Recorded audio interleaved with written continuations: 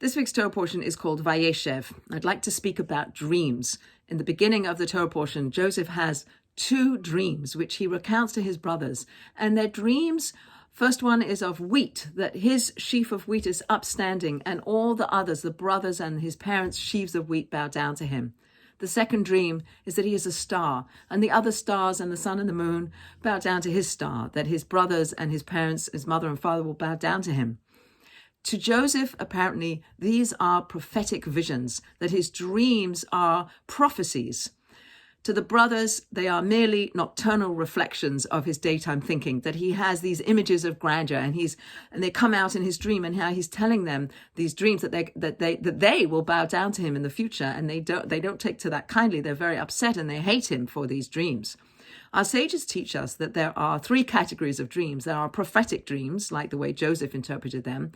There are just our imagination, our consciousness coming out in the subconscious, which is the way the brothers interpreted them, or there's something in between.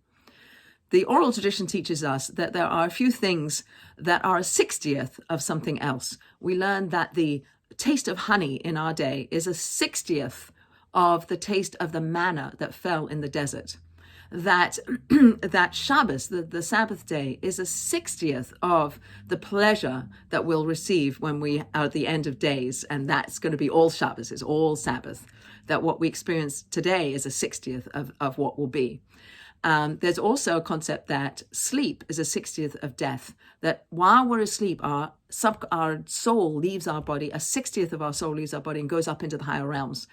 And also that dreams are a 60th of prophecy. So perhaps as our soul disengages and goes up into the higher realms, it's able to receive messages from God, from deceased souls, etc. That we get these messages and we wake up and there's a message in there for us to act, which is what Joseph understood his dreams to be, a prophetic message from God telling him what's going to be in the future. He later on interprets the dreams of the butler and the baker in jail, and he interprets them, and they come to be the way that he interprets them. And that's another concept that we have in our Torah, that dreams go according to the interpretation.